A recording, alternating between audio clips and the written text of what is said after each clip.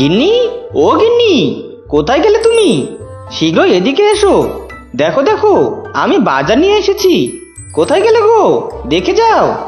হ্যাঁ গো, বলো বলো, কই বাজার নিয়ে এসেছো? দেখি তো দেখি, আমাকে দেখতে দাও, কি কি নিয়ে এসেছো তুমি? শিয়ালিনী বাজারের ব্যাগটা হাতে নিতেই রাগে কটমট করতে করতে মিসকের দিকে তাকায়।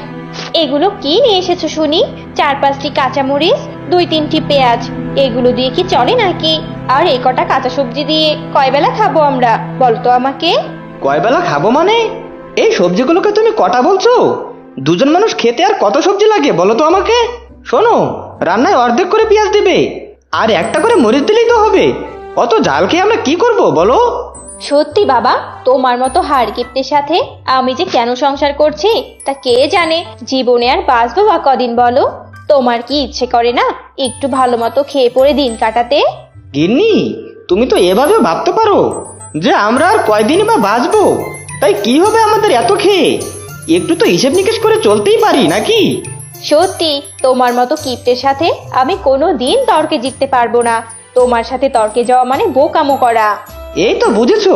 তবে শোনো, আমি সব সময় সত্যি বলি। আমার মতো হিসেবই হও, বুঝেছো? তাহলে দেখবে 2 দিনে আমরা অনেক ধনী হয়ে যাব। হ্যাঁ, ধনী হয়ে গিয়ে তো আমরা একেবারে 10 তলা বিল্ডিং দিয়ে দিব, তাই না? যত সব। থাকো, তোমায় আজ আমি একটা মরিচ দিয়ে আর অর্ধেক পেঁয়াজ দিয়ে রান্না করে দিব। এরপর শিয়ালিনীর রাগে সেই মরিচ আর পেঁয়াজ দিয়ে রান্না করতে থাকে, আর রাগে চিৎকার করতে করতে রান্না শেষ করে। আর রান্না শেষে মিসকে খাবার খেতে দেয়। কি ব্যাপার গিন্নি, তুমি কি দিন দিন রান্না করা বলে যাচ্ছ নাকি? এসব কি রান্না করেছো শুনি? একটুও তো স্বাদ হয়নি। এগুলো কি খাওয়া যায়? এই তেল মশলা সবকিছুই কম করে দিবে, আবার আমাকে বলবে সুন্দর করে রান্না করে দিতে, তাই না? এটাও কি সম্ভব নাকি? শোনো, কম মশলা দিয়েও কিন্তু রান্না হয়, বুঝেছো? তাই এত জ্ঞান দিতে এসো না। শোনো, আমি তোমার এত কথা এখানে শুনতে আসিনি। শোনো, আজ আমার ভীষণ আম খেতে ইচ্ছে করছে। কাল হরিণী দিদিকে পাকা পাকা আম খেতে দেখেছি। তুমি আমার জন্য 1 কেজি আম নিয়ে আসবে গো।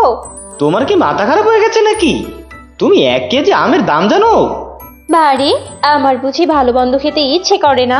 আচ্ছা ঠিক আছে, তুমি যদি আমার জন্য আম কিনে না নিয়ে আসো, তাহলে আমি কিছুই রান্না বান্না করব না, কোনো কাজকর্ম করব না। তখন মাইনে দিয়ে কাজের মেয়ে রেখে দিও। এই রে, গিন্নিকে একদম রাগানো যাবে না, তাহলে তো আমার সর্বনাশ আছে। আচ্ছা ঠিক আছে গিন্নি, আমি আজকেই তোমার জন্য আম কিনে নিয়ে আসবো। মিসকের কথা শুনে শিয়ালিনী ভীষণ খুশি হয়। এরপর মিসকে খাওয়া দাওয়া শেষ করে বাহিরে বের হয় আর রাস্তা দিয়ে হাঁটতে থাকে। এই আম নিবে গো, আম পাকা পাকা আম। এই যে দাদা, আম নিবেন? হ্যাঁ হ্যাঁ দাদা, আম মিষ্টি হবে তো? খেতে সুস্বাদু হবে তো? নাকি এমনিতেই বিক্রি করতে চলে এসেছো?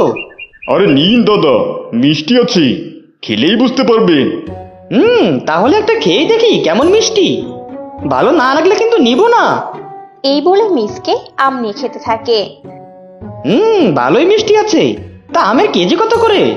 নিন দাদা, মাত্র 60 টাকা। সে কি, পাশের বাজারে তো আম মাত্র 15 টাকা করে কেজি, আর তুমি কিনা বলছো আম 60 টাকা? বলি দাদা, কোনোদিন শুনেছিলেন আম 15 টাকা কেজি? মানে মস্করা করতে চলে এসেছেন নাকি? শুনুন দাদা, 20 টাকা কেজি দিব। আমাকে সেই হিসাব করে 2টো আম দিন। একই তো 20 টাকা কেজি দিতে চাইছেন, তার উপর শুধু 2টি আম। আমার একটা আম তো এমনি খেয়ে ফেললেন। আপনাকে তো আমি চিনি, আপনি হলেন এই জঙ্গলের একমাত্র হাড়কিপ্টে। আপনি কোনো আম নিবেন না এটা আমি বুঝতে পেরেছি। আপনি ভালোই ভালোই আমার আমের টাকা আমাকে দিন। এই রে, আমার তো আসল পরিচয় জেনে গেছি। পালা মিসকে পালা, নয়তো তোকে আমের টাকা দিতে হবে। মিসকে সেখান থেকে ছুটে পালিয়ে যায় আর হাঁপাতে হাঁপাতে একটি গাছের নিচে চলে আসে। বাবারে বাবা, এক্ষুনি কতগুলো টাকা জরিমানা খেয়ে যেতাম। ওই বাঘ ভাগ্যিস আগেই বলেছে যে ও আমাকে চেনে। আমি নাকি এতগুলো আম টাকা দিয়ে কিনবো। ওরে বাবা! এমন সময় মিসকে একটা আম গাছ দেখতে পায়। আরে আরে, এ তো দেখছি মেঘনা চাইতে বৃষ্টি। কতগুলো আম ধরে আছে রে। আমি বরং গিন্নির জন্য এখান থেকেই আম চুরি করে নিয়ে যাই। গিন্নিও খুশি আর আমিও খুশি। এরপর মিসকে গাছে চড়ে আম চুরি করতে থাকে। এমন সময় আম গাছের মালিক বানর সেখানে আসে আর মিসকে চুরি করতে দেখতে পায়। আরে আরে, এই শয়তান মিচকে কিপটে কোথাকার, তুই কিনা আমার আম গাছের আম চুরি করতে এসেছিস? দাঁড়া, তোকে দেখাচ্ছি মজা। এরপর বানর একটি ইটের টুকরো দিয়ে মিসকেকে ঢিল দিতে থাকে। মিসকে ধপাস করে গাছ থেকে বানরের উপর পড়ে যায়, আর বানর সঙ্গে সঙ্গে অজ্ঞান হয়ে যায়। ওরে বাবারে, মরে গেলাম রে, মরে গেলাম। শয়তান বানর, বাবা গো বাবা, কোমরটা মনে হয় আমার একেবারেই ভেঙে গেল। মরে গেলাম গো।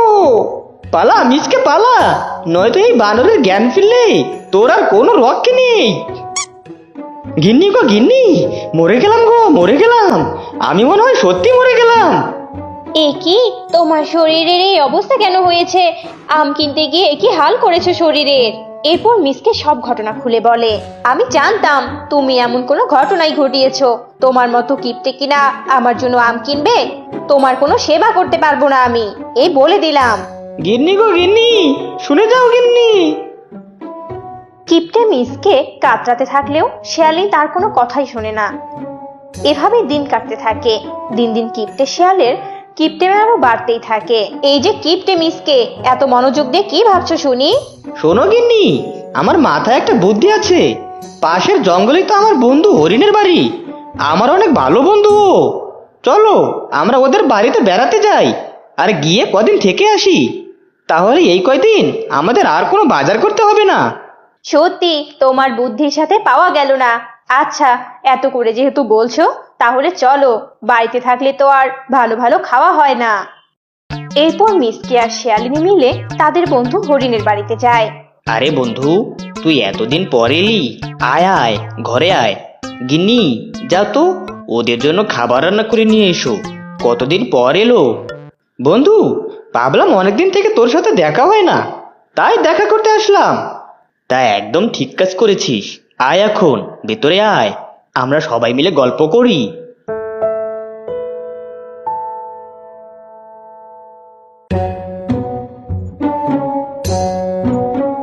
অনেক তো গল্প করেছেন, এখন সবাই খাবেন, চলুন। হরিণী খাবার খেতে দেয়। গিন্নি, রান্না কিন্তু অনেক স্বাদ হয়েছে, খাও খাও। তুমি ঠিক বলেছো দিদি, আপনি কিন্তু অনেক ভালো রান্না করেন। এসব বলতে বলতে তারা দুজন সব খাবার খেয়ে ফেলে, আর হরিণ ও হরিণী অবাক হয়ে যায়। কিন্তু মিসকে আর শিয়ালিনী কিছুতেই বাড়িতে ফিরে যায় না। কি ব্যাপার, তোমার বন্ধু আর তার বউ তো গান্ডে পিন্ডে গিলে খাচ্ছে, বাড়ি কি ফিরে যাবে না নাকি? আমরা কিভাবে এত খাবার জোগাড় করব? আমিও তো বুঝতে পারছি না, তবে আমার মনে হয় আজকাল চলে যাবে। চলো যাই ওদের কাছে। এদিকে মিসকে আর শিয়ালিনী গল্প করছিল। শোনো গিন্নি, এখানে তো বেশ ভালো ভালোই খেতে পাচ্ছি, আমরা বরং আরো কটা দিন এখানে থেকে যাব। তুমি একদম ঠিক কথাই বলেছো। আমি তো কিছুতেই এ বাড়ি ছাড়ছি না। কি ভালো মন্দ খাবার দিচ্ছে রে বাবা। তাদের এসব কথা হরিণী আর হরিণ শুনতে পায়। শখ কত, তাই না? তোদের তো আমি বেশি করে খাওয়াচ্ছি, ভাবতে দে আমাকে একটা বুদ্ধি। এরপর হরিণীর মাথায় একটা বুদ্ধি আসে। দিদি, এই দেখুন আমি আপনাদের জন্য কি রান্না করে এনেছি, খান। সত্যি দিদি, আপনি অনেক ভালো।